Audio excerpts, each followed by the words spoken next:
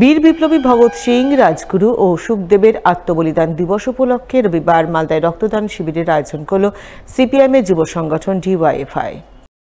DYFI এর ইংরেজবাজার শহর local committee উদ্যোগে এবং মালদা শহরের ১ নম্বর ওয়ার্ড ডিওয়াইএফআই এর ১ নম্বর ইউনিটের সহযোগিতায় এদিন এই রক্তদান শিবির অনুষ্ঠিত হয় শহরের মাধবনগর এলাকায়।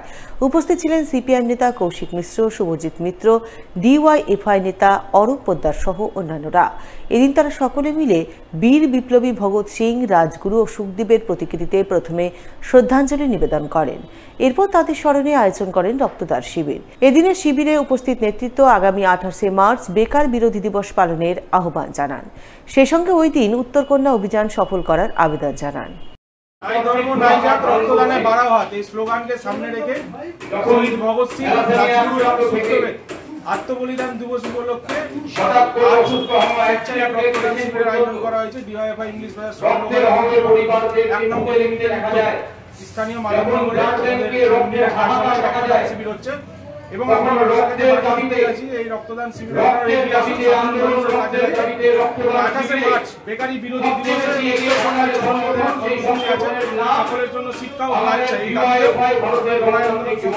আঠাশ তারিখের এই প্রোগ্রামকে উত্তরকন্যা চন্দ্র রক্তদানের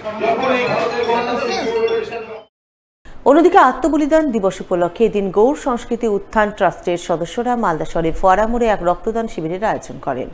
শিবির শুরু প্রাকালে ট্রাস্টের সদস্যরা বীর শহীদদের প্রতিকৃতিতে শ্রদ্ধাঞ্জলি নিবেদন করে তাদের বীরগাথা স্মরণ করেন। এরপর জেলা স্বাস্থ্য দপ্তরে ভ্রাম্যমাণ বাসে শুরু হয় রক্তদান শিবির।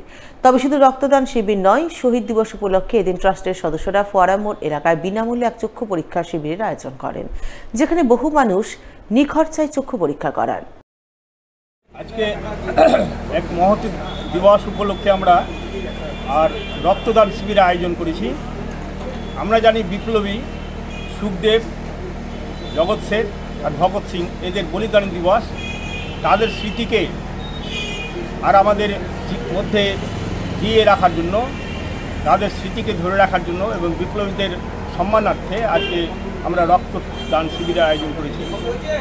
এই রক্তদান শিবিরে প্রায় ৪০ জন মতো রক্তদাতা আসবেন এবং তাদের জন্য আমরা কিছু আয়োজন করেছি, ছোট্ট করে একটা প্যান্ডেল করেছি আর ভারত মাতার ছবি আমরা রেখেছি, আর ভগৎ সিং আর জগৎ শেঠ আর রাজগুরুর ছবিতে আমরা পুষ্পার্ঘ্য প্রদান করে আর তাদেরকে সম্মানও জানিয়েছি। এছাড়া যারা রক্তদান করবেন তাদের জন্য আমরা একটু সামান্য টিফিনের ব্যবস্থা করেছি।